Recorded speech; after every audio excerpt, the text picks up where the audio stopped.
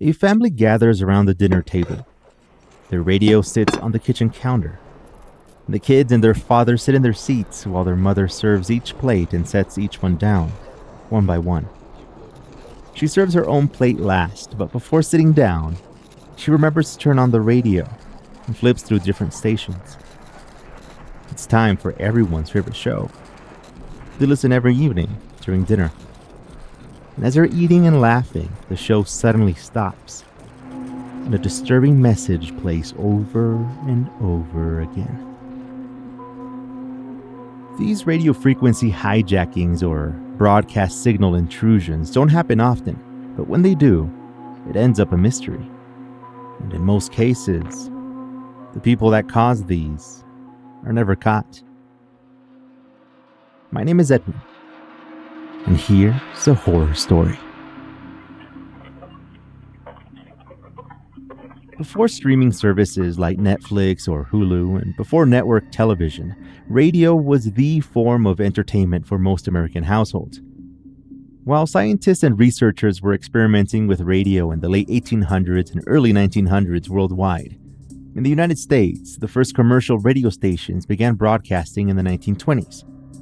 This kicked off the golden age for radio, which lasted well into the 1950s. Families would gather to listen to their favorite shows together.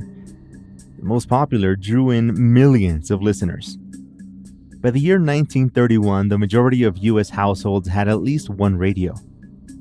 In 1933, 60 million people tuned in to Roosevelt's first fireside chat, and in 1938, 32 million tuned in for the War of the Worlds radio drama show. It was extremely popular. When TV became widely available in the 1950s, it took over home entertainment. And check out how fast this grew. Before the year 1947, less than 5,000 Americans had televisions in their home. But only 5 years later, 12 million Americans had televisions, and by 1960, almost every household had one. Frequency hijackings happen to both radio and television signals. When it comes to radio, hijacking a signal is not as complicated as it may seem. Now, I'm not saying to do this, but here's an overview. All that's needed is an FM transmitter that can overpower the broadcasting frequency. For those of you who have taken programming or computer courses, you probably know what a Raspberry Pi is. And it can actually be done with that. So you can kind of get an idea of how simple it can be. There have also been cases where hijackers have spliced audio directly into a network feed. When it comes to newer television broadcast systems, though, it's a little more difficult, but whatever the form of entertainment, radio or television, broadcast hijackings can be terrifying to experience. WOPG-AM, formerly known as WOKO-AM, W-O-K-O-AM, was one of the first radio stations in Albany, New York. It was assigned to frequency 1440 kHz by the FCC, which is the Federal Communications Commission. On the morning of Wednesday, November 24th, 1943, the regular Catholic pre-programming suddenly went silent. It was followed by 90 seconds of confusion and terror. Instead of music, listeners heard a man speaking in German. They could only recognize the words like Reich, Japan, and Paris. None of these sentences were coherent. 1 minute and a half later, it was over. The FBI got involved in the investigation, and the intruder was never found. They concluded it had been an accidental intrusion, possibly a phone call. But still, hearing those words during World War II was jarring for WOKO-AM patrons. 63 years later, another New York radio station was hijacked for 90 seconds. It was a Wednesday morning, and WBAB, a Babylon, New York classic rock station, and the radio jockey had just announced a Pink Floyd song was up next. When he stopped talking, muffled voices could be heard but not understood. These voices were not followed by the promised Pink Floyd song. Instead, it was 90 seconds of a song by a 1960s-era white supremacist country singer, Johnny Rebel. When the station regained control of their radio station, the morning host, Roger Luce, was shocked. Quote, Whatever that was, it was very racist. 22 years at this station, I've never seen anything like this. Whoever had done this was never found. In 2015, an alternative rock station, WXXR 97.3, was hijacked for 30 minutes. It was a special Sunday night. The small local station was celebrating their 1-year anniversary of being on air. It was a festive and happy mood, that is, until 7:30 p.m. A couple of seconds of silence were followed by a strange message. Greetings, citizens of the world. We are anonymous. We are reaching out to you in such a direct manner because we have exhausted every other avenue. We would like to take a few minutes of your time to inform you about the United States government's plan to murder over 120 million citizens. We do not have enough time to reveal all of the evidence or history on this plot. You must find the truth out for yourself. Open your eyes. People are already disappearing in the USA. The homeless are being rounded up in the night by military persons and disposed of. Mass graves are already in place, as well as millions of coffins that President Obama has built himself for the citizens of the U.S. Each crematorium-ready coffin can fit 5 bodies easily. The citizens of America have already been divided into groups based on data gathered on them. This message was on repeat for 30 minutes. Dwayne Doherty, the station engineer, told the Tribune-Star newspaper that he headed towards the 97.3's transmitter as soon as he heard the odd message playing, but he was unable to locate where it was coming from. The station claimed they contacted the FBI and the FCC, but nothing came of the investigation. Some began to think it was a stunt for attention. After all, why would Anonymous hack a random Indiana alternative rock radio station? Either way, most listeners were extremely disturbed by the hijacking. And it's worth saying, radio hijackings are more common, but television broadcast intrusions will always get more news coverage. One of the strangest and most well-known signal hijackings took place on November 22nd, 1987. It was 9 p.m. in Chicago. The WGN 9 o'clock news was on, as usual. It was a sports segment. Dan Roach, the Channel 9 sportscaster, was recapping the Chicago Bears game while a highlights reel played in the background. As Dan Roach said, then the defense, which hadn't put up a sack of defense in 12 quarters, finally did, and he was cut off. The screen went black. 10 seconds went by. Then, Channel 9 viewers were met with a man in an oversized mask that appeared to be homemade. The mask had sunglasses, slick back blonde hair, a giant disturbing smile, and a protruding chin. He wore a brown suit, a white shirt, and a black tie. Behind the masked man was a metal background. To some, this might have looked like some random horror character, but it was not. It was Max Headroom. Max Headroom was a fictional artificial intelligence character portrayed by a Canadian-American actor, Matt Frewer. With the assistance of prosthetic makeup, a molded plastic suit, and a blue screen, Matt depicted Max Headroom. The character was advertised as computer-generated, and many actually believed it was. In the show, Max was a journalist who worked in a news station owned by a large corporation. He uncovers a dark secret during an investigation and is killed because of it.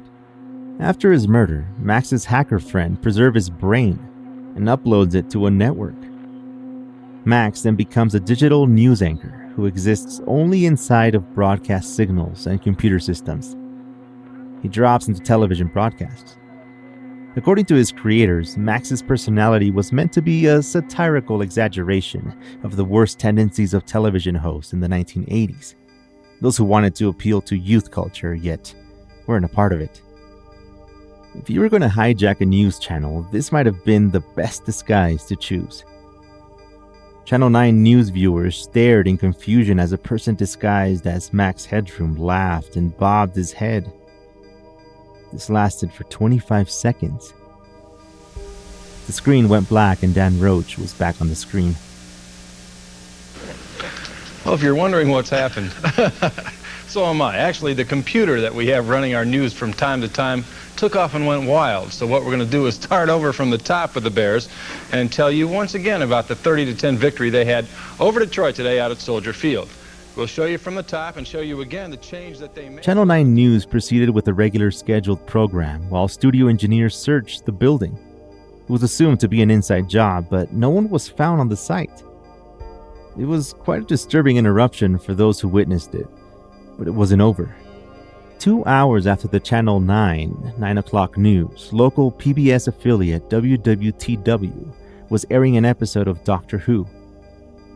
And as Doctor Who tells Adelaide, "I'll get you a drink," and turns around, scan lines appear on screen.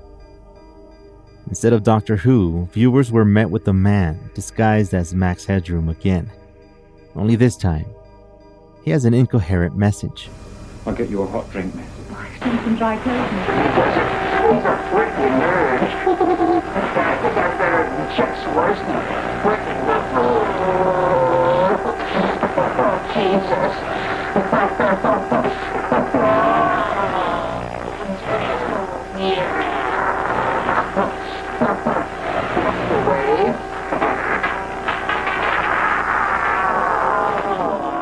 The clip went from strange to creepier and creepier. Max Headroom calls another sportscaster a nerd. He drinks Pepsi while singing a Coca-Cola song. At one point, the unknown hijacker partially exposes his behind and is spanked by a woman using a fly swatter. Only her hand and the side of her brown dress are visible. The man can be heard screaming as scanlines return to the screen, followed by the same Doctor Who episode. When this second hijacking took place, there were no WWTW's engineers on site, and if there had been, the intruding signal could have been stopped sooner. The hackers ended the signal before engineers reached the transmitter. Some viewers found it funny, and some were just confused. But others were horrified at what they had seen. And it was all over the news. The FCC and the FBI were not amused. The following morning, the FCC spokesman, Phil Bradford, went on air and stated, "I would like to inform anybody involved in this kind of thing that there's a maximum penalty of $100,000, 1 year in jail, or both." The only certain conclusion the investigation by the FBI came to was a strong suspicion that the hijacking was an inside job. The company had just gone through some layoffs, and there were several disgruntled employees. Decades after the initial FCC-FBI investigation, Reddit internet sleuths arrived at the same conclusion. It's believed the transmitter was used to overpower the signal sent by the TV network. This transmitter was likely located somewhere high up, like a rooftop, between the TV network and the transmitter. In order to enact the hijacking, the overpowering transmitter had to be extremely powerful. Eventually, the FCC figured out that the background of the Max Headroom video was a warehouse. They tracked down a district with similar warehouse doors. The investigation went nowhere. Since 1987, several names have been thrown around as suspects, but nothing concrete. If those responsible are ever found, they would not be charged with anything. The 5-year statute of limitations came and went in 1992, and still no one was identified. It's been 36 years and the hijacking still remains a mystery. As far as I can tell, a massive electric shock. He died instantly. The Max Headroom incident may be the most notorious TV hijacking, but it's not the first or last. Just a year before Max, HBO was subject to a hijacking. The Falcon and the Snowman was airing just past midnight. East Coast HBO subscribers watched as the movie was cut off, and then a message appeared in its place. "Good evening, HBO," from Captain Midnight. $12.95 a month? No way. And then in brackets it says, Showtime/Movie Channel beware. The message was displayed in front of the SMPTE color bars, the ones that show like a test pattern with vertical bars. You know what I'm talking about. But there was something different about this case. Unlike the Max Headroom one, Captain Midnight was caught. A man in Gainesville, Florida, overheard someone bragging about the incident in a phone booth and filed a police report. John McDougall was an electrical engineer. He owned a TV satellite business but had to get a second job as a master control operator to make ends meet. He blamed HBO's rising prices, and his second job gave him access to hijack HBO. He was found guilty of transmitting without a radio license and was charged $5,000 as a fine and a year of probation.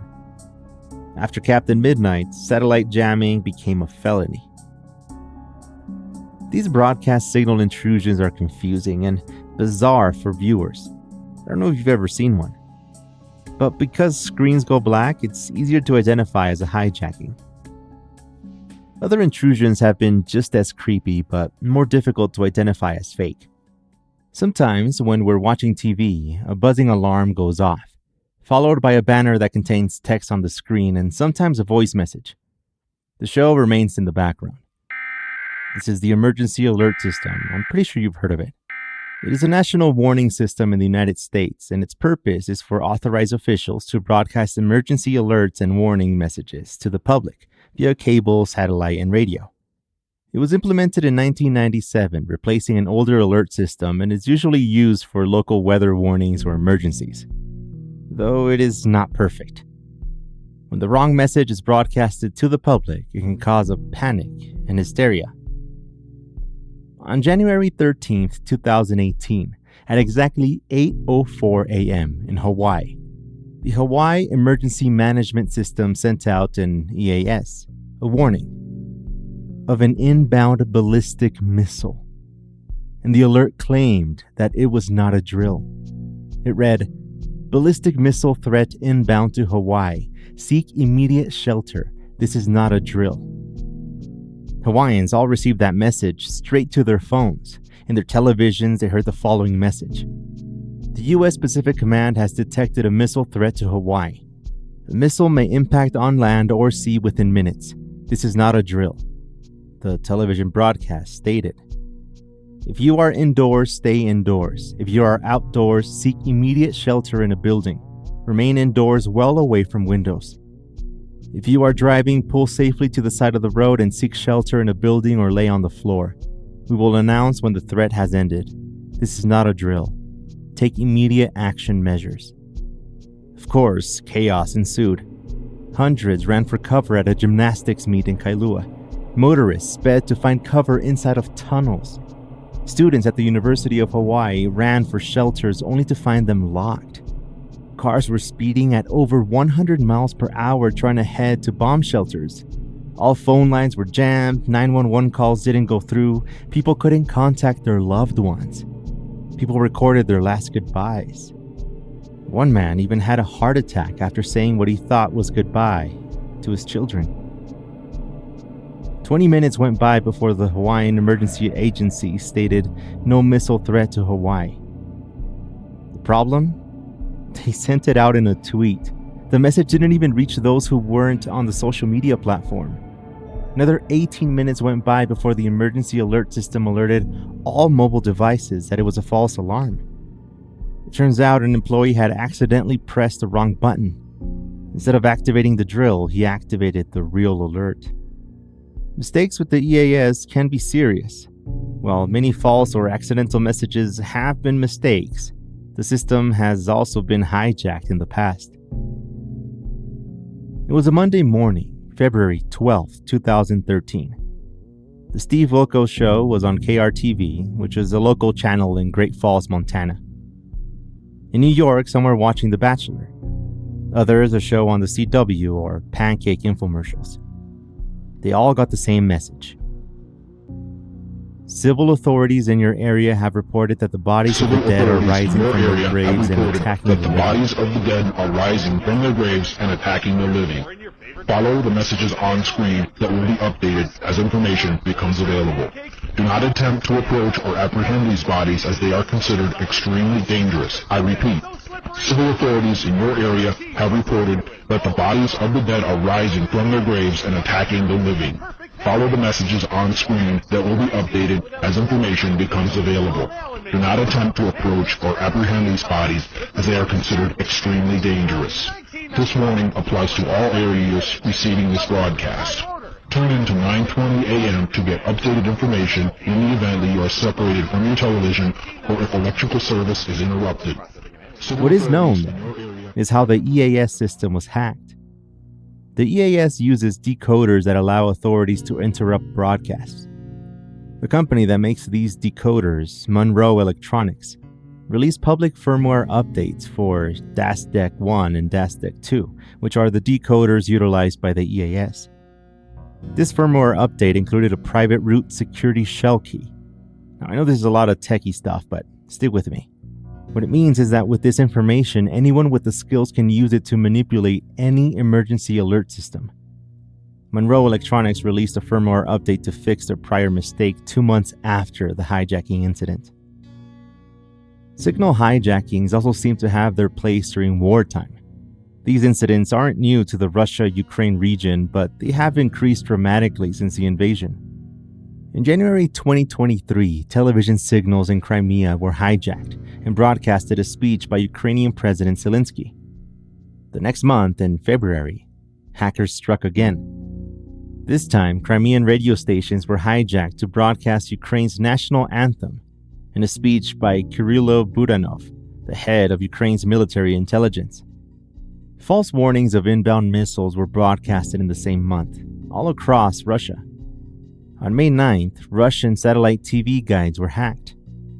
Instead of displaying channel information, "You have blood on your hands" could be seen. It was Russian Victory Day, and every channel was bombarded with anti-war slogans. "You have the blood of thousands of Ukrainians and hundreds of dead children on your hands." "The TV and the authorities are lying" was another one of the quotes. On June 5th, 2 local Crimean channels, Rossiya and Friday, were hijacked. The video showed Ukraine soldiers staring into the camera as they held up a finger to their lips. It was followed by a message. "Plans like silence. There will be no announcement that it's starting." 2 fighter jets soar in the sky and a man's voice says, "Shh." Hackers have been enacting these hijackings since the Russian invasion, sometimes with a serious message, but also to troll. Since the 1980s, a mysterious signal has been transmitted from the middle of nowhere in Russia.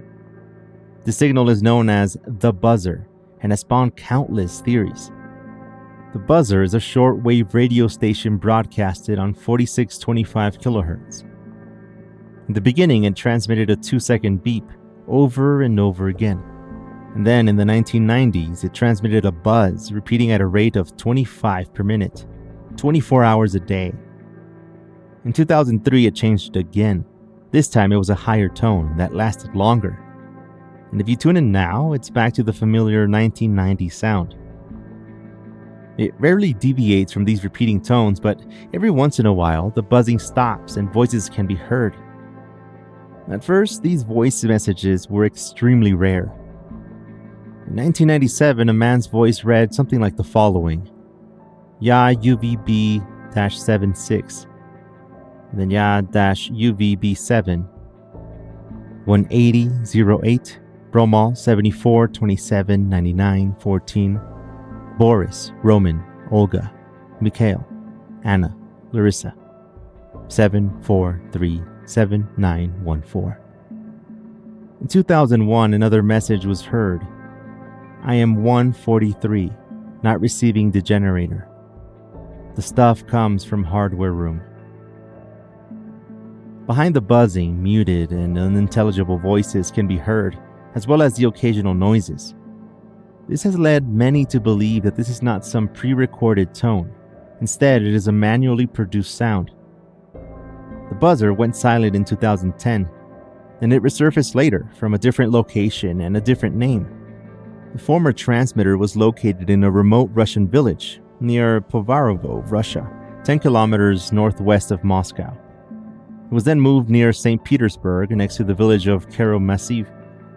UVB-76 became MDZHB, and after this move, when a male voice interrupted the regular buzzing sound, said, Mikhail, Dmitry, Senya, Boris, MDZHB. The Russian government has never stated what the purpose of the buzzer is, further fueling conspiracy theories. Some believe the buzzard is a part of Russia's perimeter missile system and emits a dead hand signal. This signal will trigger a nuclear attack if it's interrupted as a result of a nuclear attack on Russia. But this is not likely, as the buzzer stops regularly. Others theorize that it is a way for Russian spies to receive secret communications across the world, though this is a difficult thing to believe due to the low transmitter power of the station. It is also believed to be just a placeholder, so that no one takes the frequency. In January 2022, the usual and familiar buzz was interrupted. The hijacker played Gangnam Style, and different anime songs and Daft Punk, Never Gonna Give You Up by Rick Astley, and Glory to Ukraine. They also sent spectrogram images of cartoon characters and SSTV images that were decoded into different characters. The buzz was restored, but since the Russian invasion, it is frequently hijacked to play similar songs. At the time of this episode, MDZHB is buzzing like normal. Broadcast signal hijackers are using this as a method to fight back. We have seen countless signal hijacking since the decades of the infamous Max Headroom incident. Since then, these types of intrusions have become felonies, and if caught, the hijacker can face prison and a very hefty fine. That's the key though. If caught. Very few frequency hijackers are caught and charged. In the different cases from this episode, only one, Captain Midnight, was found. Instead, these hijackers come and go, anonymously, leaving viewers confused and scared, or maybe even inspired. Attacks from hacktivists like the well-known group Anonymous have a ring of similarity to older cases. Perhaps they were their predecessors. Next time you're watching TV or listening to the local radio station, look out for a strange interruption. It might be a joke or a song, perhaps a warning of a zombie invasion or an incoming missile.